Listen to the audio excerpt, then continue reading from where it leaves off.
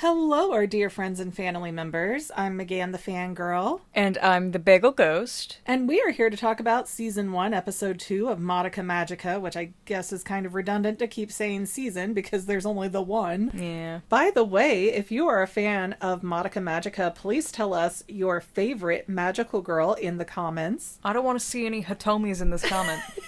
Okay, a little bit of a confession time here. We did the first episode back in mid-April, and our goal was not to release it until we had most of the episodes completed because I was worried we were going to get distracted with vacation and everything. We got super distracted because now it's the end of July and we're just getting to episode 2. So I cannot remember if we said we're going to talk about this series episode by episode or if we're going to talk about it as if everybody has already seen it. But since I think we did the latter. I think we would have since we have both seen it. Yeah, because there's a lot of little details here that I want to bring up that's relevant for the rest of the show. And that's the problem is I think this series is old enough that you are not discovering it. You've had time. Yeah, you're not discovering it through us. So we're just going to talk about it as if you know everything because I agree it is so beautifully nuanced and that's what makes this show so much more watchable than a lot of other animes because we're also rewatching Inuyasha, not to record on, but just for enjoyment. And yeah, it's a good show. Like you really get into it, but it's kind of tedious for a while we're building up to the story arc and Madoka just hits the ground running and every minute you're like, what's happening? What's going on? Pay attention. With Madoka, there's no filler and there's no fan service. They don't want to waste time on anything that's not important. Yeah, and you watch it a second, third, fourth, eighth time for us probably. Thousandth. And you watch these episodes again and you go, oh, that's what that's about. And you didn't even catch it the first time. So yeah, I love this series so much. But let's talk about this episode specifically. So it starts off really weird because Mami is changing into her magical girl form, going through the whole transformation process. And what always makes me laugh about Mami's transformation is how she barely lifts up her feet to change her shoes. It's almost like a toddler that's like, here, give me your foot. And she's like, here, have a half an inch off the ground. Make it work. She's too sophisticated to Barbie it, all right? I'm not saying that she needs high heels. I'm just saying that it's odd how she's lifting her foot. Like Sailor Moon flips it over her head in one of the transformations. And here's Mami like half an inch off the ground. That's because Sailor Moon's boy crazy. Oh, you think she's hoping some guy is watching her transform? And Mami's just like, whatever, let's just get this over with. Mami has focus. There's so much with Mami that's important. I see her transform her shoes to her magical girl shoes, and it's like, I don't want to do a recital today, Mom. So during this section with Mami, which seems really weird and out of place, and you're kind of watching this going, why is this the start of the episode? Where is this going? Mami's talking about how she made a contract with Kyubey to become a magical girl, and it's great. And then Madoka wakes up. Which I love how often Madoka is waking up from these weird moments because Kyubey is also sitting there in her room while she's asleep. Right next to her lady plushie. I love Lady and the Tramp. I love that they had that detail. But the thing I have never quite figured out is, are these dreams that Madoka has, are they implants from Kyubey trying to subliminally trick her into becoming a magical girl, or is Madoka having memories from a past life of things that have already happened to her and she's already seen them? I would think that every time she wakes up she's having a realization about something, because she does wake up a few more times throughout the series and stays in her bed throughout the series. After big events, she wakes up, like when Sayaka died. Yeah, and it's so interesting to me because by the time we get to the end of the show and we find out that we have these time loops going over and over again, it makes me wonder, is every time she waking up a new life, or are we actually going through this continuously? Because we really have no way to know. Only Homura knows. The author confirmed that with how many time loops that Homura did, she's about 27 in mental age now, oh, which wow. is... She's like 13 right now. Yeah, 13, 14. Insane. Yeah, she really wants to save her bae. So, okay, Madoka gets up, she's getting ready, she's having her moment with her mother in the mirror, and her mom's like, where were you all night? We were worried about you, but I don't want to give you a curfew, so just let us know if you're not going to come home. It's so weird, so lax. I would have been beaten as a child. My car keys would have been shoved down my throat. Into your heart like a vampire. Yes. But what I do want to say about Madoka's mom is that Madoka's mom is very confident. She's a businesswoman. She gets what she wants out of life, and I think it's very interesting how between the series showing us the time loops and eventually the movie's ending, that we see Madoka shift from a confident social girl like her mother to a shy little blob of a person like Homura was in the earlier timelines. Even Homura and Madoka switching places at the end of Rebellion. I never put that together. Okay, I want to sit with that more, but I don't know how much more we can dissect it right now while staying relevant to the episode. So Madoka and Sayaka meet up. They go to Mommy's apartment, and Mommy's like, oh, don't expect much. I don't have much in terms of refreshments. And then the Cheesecake Factory Yes, pulls out like designer cheesecakes that probably cost $50. This is Japan. It's 500 yen. I don't know their system and how it translates to things. For all I know, 500 yen is like $1.50. I don't know. We can Google it later. But her apartment is really nice. By the way, there's stairs in her apartment. Oh yeah, there are. And she's living the best life. For Japan, yeah, probably. Her parents dying was the best thing that could have possibly happened to her. Wasn't that what her wish was about, was not dying in the car wreck with her parents? Yeah, and they don't explicitly say it, but they kind of show it in the anime. But in the manga, they at least have the little word bubble that says, save me, and that was her wish. Just her, though. She could have saved all three of them. Yeah. But she made a choice, and that choice was no more of this. No more parents. Okay, I think Mami's wish is very ironic because in order for her to live, she had to be by herself, and once she got the promise to no longer be lonely, she died. Aww. That was her trade, equivalent exchange. Oh no. What is so odd to me about this episode with Mami, though, is that she's treating Madoka and Sayaka like they're pledges to her sorority, and she's gonna tell them what it's about and what they're gonna have to do, and, you know, come with me if you want to live kind of stuff. So odd that she's doing like this pre-work training for the magical girl job. Mami is lonely, alright? She wants these girls to make contracts so that she's not by herself anymore. But she anymore. can be friends with them and not drag them into this life with her as well. Not really. I feel like she absolutely could. She explains later that if you are a magical girl, you don't have time to hang out with friends. You won't have time to have a boyfriend. Oh, that's nonsense, because those girls know that she's a magical girl and they were fine to hang out with her anyways in this episode. So I feel like that's nonsense that, no, you have to join me on the dark side here. It's not the dark side, it's the dead side. Okay, Mami doesn't know that at this point, but yeah, it just seems like you shouldn't have to change yourself or join a cult to be friends with somebody. It comes off very much like, I can't talk to you unless you're a Jehovah's Witness too. And somewhere in there, Kyubey starts explaining that magical girls are born from wishes and witches are born from curses. And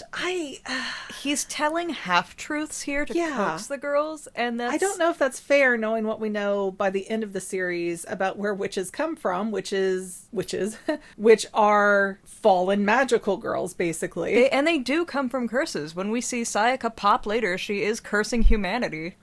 Yeah, it feels like a fuzzy half-truth at best, where we are leaving a lot of information out. And Madoka and Sayaka both are not sitting there asking questions back about Kyubey and, hey, but why would somebody make a curse? What's going on? Just a random person can make a curse and become a witch? There's no questions! These are middle school girls, okay? They know the world is nothing. They are smart, upper-class middle school girls who should know how to think. I'm gonna argue against that, actually. Like, they're not stupid, but they're not emotionally intelligent like Hitomi is, which is gonna be a can of worms. We're gonna call Hitomi emotionally intelligent. The girl who in the very next scene sees... Well, I guess doesn't see Kyubey, because only certain people can see Kyubey, but Kyubey is psychically linking Madoka and Sayaka, and they're trying it out, talking in their heads, and Hitome crashes out so hard that she's like, oh my gosh, how did you two get so close in one night that you can tell what each other is thinking?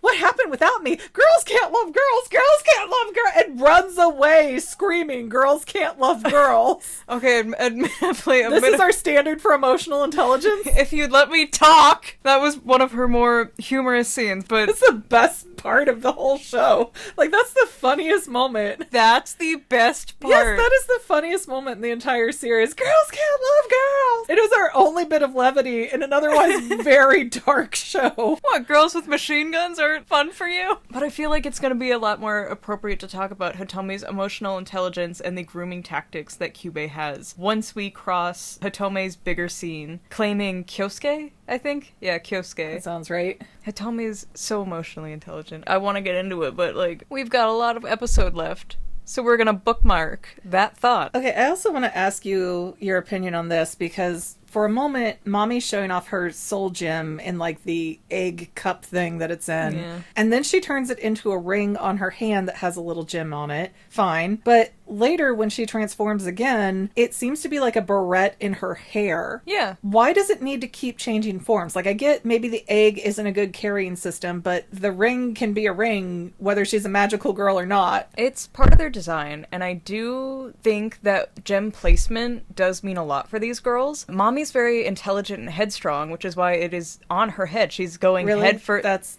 what we're going with? Yes. And why it's on her head? Yeah. And not a subtle hint that she loses her head? Don't lose your head. You made me lose my train of thought. I had a train, and then you derailed it. Their soul gems are in certain Okay, places. yes. Kyoko and Madoka are the only girls to share a gem placement on their chest. Kyoko is very empathetic for her dad. That's what she wished for. She wished for things to be better because she loved her family, and she put her heart into being a magical girl, but it didn't really work out for her, so she closed herself off. Madoka also has the placement on her chest for a very similar reason. She's very empathetic, and it was confirmed that in the first timeline, her wish was to save a cat that got hit by a bike or something. Aww. So Madoka's very empathetic and caring, and she cares, and she feels for absolutely every character in the show. She's the only one, besides maybe Homura, who gets that exclusive experience to know everybody and empathize with everybody and understand their points of weakness. Do they not get to pick their own gem placement? Is No. that automatically assigned? Because we see Madoka at some point in this episode sketching out the costume she would like, and it's basically the costume that she's gonna get later. So I thought this was like a Steven Universe gem situation where they got to design how they looked as magical girls. I don't know. I think whatever Kyubey desires, I will say he's also the same color palette as Madoka. I don't know if that's like an important detail, but I thought it was neat.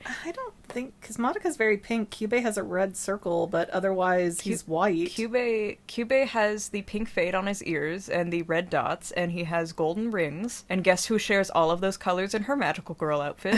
I will take your word on that then, because you are the color crazy theorist here. You're I know. very adamant. We could have a whole other episode about this. But okay, back to gem placement. Homura has one on her hand to try and help, to try and be stronger, to save Madoka, and I forgot the rest of the stuff that I had on that. Okay, we can always loop back around to it if you think of it later, but while the girls are in class doing their psychic Kyubey link, and I guess Homura's cut out of this, Sayaka just gets this hair up her butt where she's like, I want to fight Homura, I want to fight her, I want to fight her. And so later Madoka and Sayaka and Kyubey are up on the roof, and Kyubey's complaining that you guys aren't choosing your wish fast enough. Usually people do it immediately, which I don't think is fair, because he often goes to girls who are like in a crisis. So of course they know what they need. It's either you or death. Kyubey is a predator, and he does use grooming tactics weirdly effectively throughout this entire show. I can see that, but also, other than to complain as a way to coerce Madoka into making a wish faster because she feels bad, she feels impolite for not doing it as fast as other people, and Kyubey's complaining, there's no reason logically to be like, oh, you girls are taking too long, because they're really not. They're not in a crisis. They don't need anything immediately. Well, the faster they make wishes, the faster they can become witches. Yeah, and that's where it benefits Kyubey, but in terms of watching this for the first time,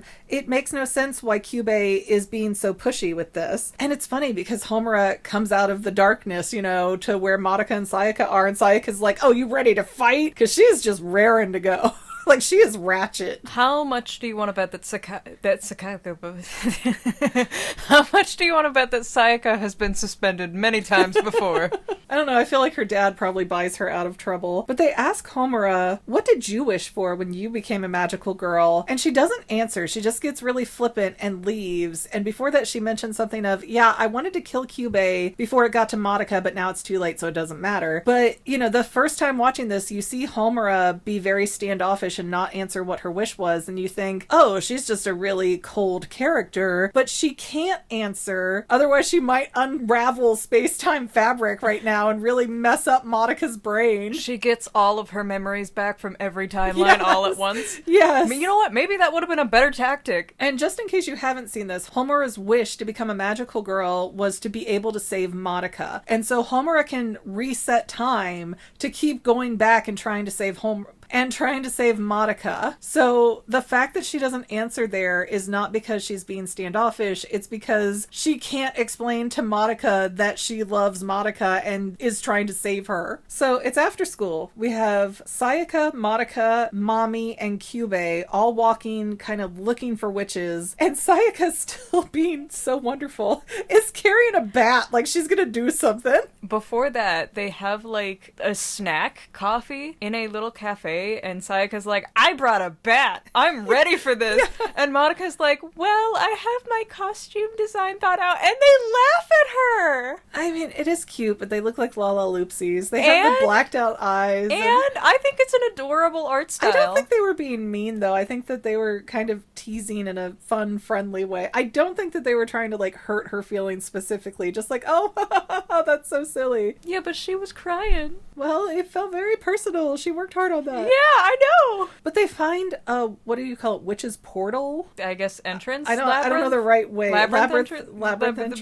Labyrinth entrance? A woman jumped off the roof. Yeah. You like skipping over these important details. Well, I didn't think it was very important. It really has nothing to do with the story. Yes, it does. Fine, we'll back up. So a woman jumps off the roof of this building. Mami goes and grabs her, saves her, and says, oh, there's probably a witch in here. So they go inside, they find a labyrinth entrance. They turned this woman over to see her neck, and there was a witch's kiss, and that's how we learned later. That's how Madoka was able to identify it later and save Hitomi. Okay, that's probably a fair point. I had forgotten about the witch's kiss, so I wasn't paying attention very hard when that happened. But we have Mami bringing these two civilians with her into a witch's den. They are potential magical girls. They're more like interns. But they don't have magic right now. That's why she magicked up the bat. It wasn't that good, though. She didn't even give Madoka anything. She didn't bring anything. She had the cat. This is lame, and I feel like any insurance provider would be like, absolutely not. Well, she didn't have parents to pay for Those insurance. Girls haven't even signed waivers.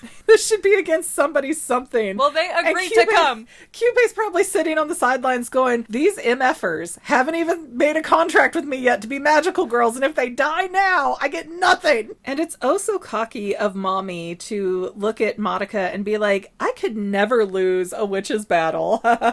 Guess what happens next time, sweetie? Her and Anne Boleyn would be great friends. So very arrogant. And I do really love Mami's fighting style. I think her and Homura's are very interesting, and when you get to that movie where they fight each other, it's the best. Oh, color theory.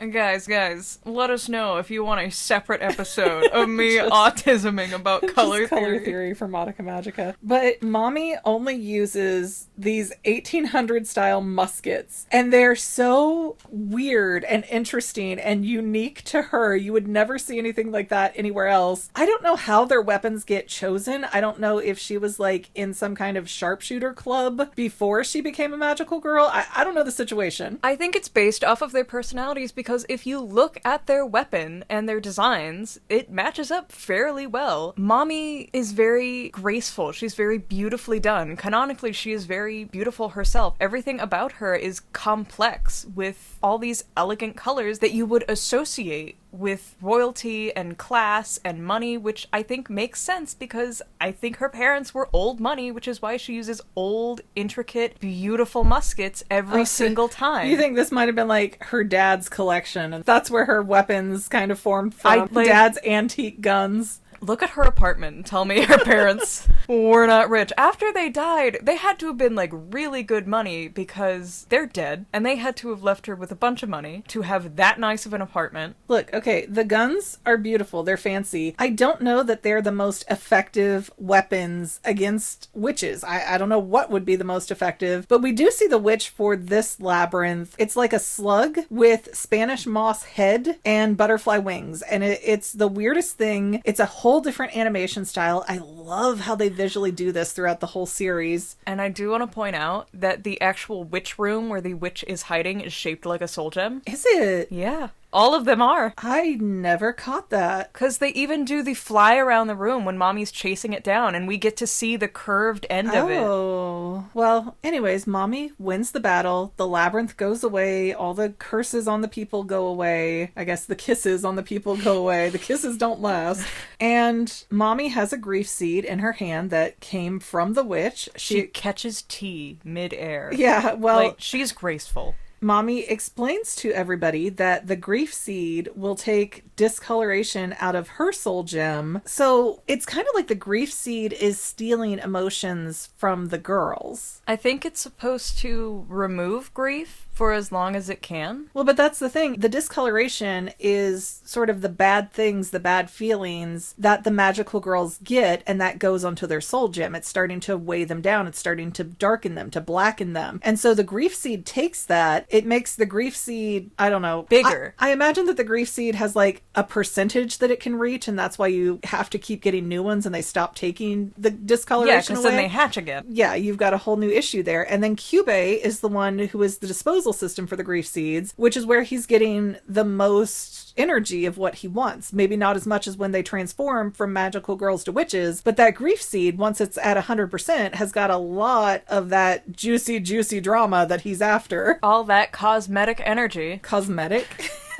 All that makeup? They worked really hard on their faces? All this cosmic energy. Anyways, that is the end of the notes that I have. So unless you want to kind of quickly go into detail on something I overlooked. Oh, they do go back outside, and the girl who was going to jump off the roof is now like, what did I do? What did I do? And Madoka's looking at Mommy like, wow, what an amazing job to have. It pays nothing, so it's a good thing she's really rich.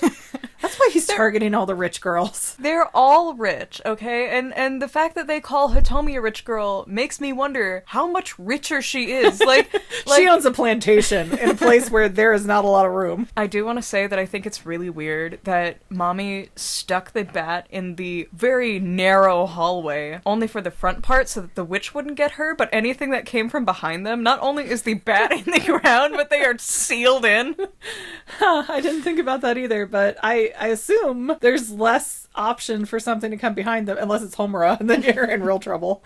She would snatch them by the hair. Only Madoka. She doesn't care if Sayaka dies. Oh, there is a weird ending moment there, too, with the grief seed and Homura, and Mommy's like, here, take it. There should be one charge left in it and go away. And Homura's like, I don't want your pity, grief seed. I feel like Homura's gym has got to be bordering on turning, because she's the only one that knows the truth about everything. I mean, yeah, but she's also done this 1,000 times. How many doubles of grief seeds do you think that she just has? I'm sure she does have plenty to where she doesn't really have to worry about it, but I can't imagine how much heavy grief that puts on her and her soul, her consciousness, to know the fate of everybody and have to suck that up to try to save one person. Homura, at least in the form that we know her now, borders on being a yandere. It's so almost rude, though. She's like, I want to save Madoka. That's my goal, to save Madoka. Who cares about these other people? Yeah, who cares about Sayaka and everybody else? But Sayaka wasn't a magical girl in the first timeline. Homura didn't get to know Sayaka until much later. Is that right? Yeah, because I'm pretty sure what happened is that Sayaka had such an emotional breakdown, and she was close enough to Madoka that Kyubey could just lump her in. Well, but the thing is, now that you pointed it out with Mommy's wish of, yeah, you get to live, but now you have to be miserably lonely, Kyubey really has to do evil genie wishes for the most part, because just like Sayaka's wish that's coming up, Sayaka Mayaka's gonna say, hey, I want to save the kid I have a crush on in the hospital, only to see him fall in love with somebody else, not her. And all these wishes have to go bad. They have to be evil genie wishes. Otherwise, Kyubey doesn't get his goal of them turning into witches. The only one who never faces a second of despair over their wish is Mami, and that's because she made a truly selfish wish, and that's what wishes are supposed to be. That is Kyoko's whole argument after she dies. I think Mami handled it well, but I think her life was very despairing. She was alone. She didn't enjoy it. If she liked being solitary, fine, she's set, but she did not enjoy it. She's getting her chance to have friends, and then, you know.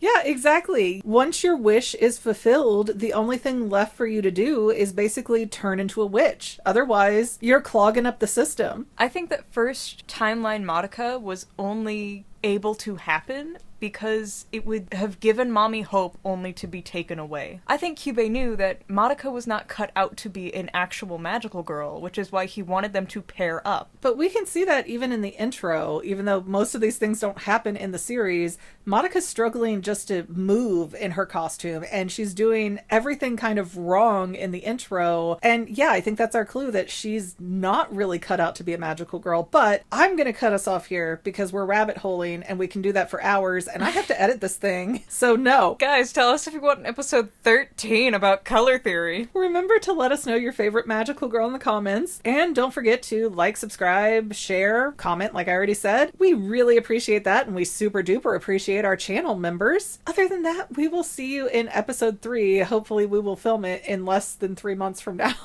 So, bye! We're never... Bye!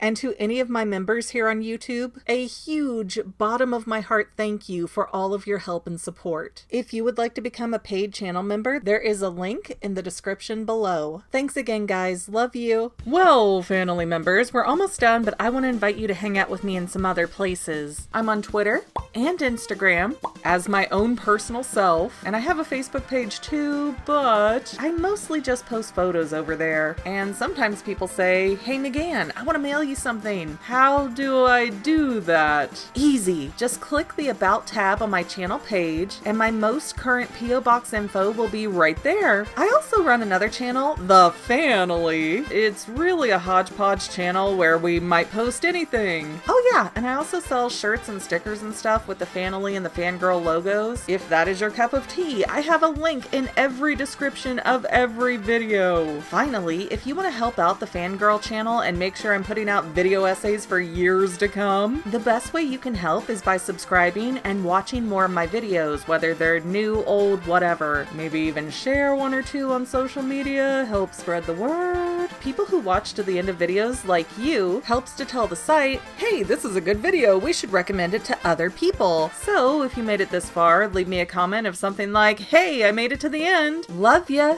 See you next time, family members. Bye.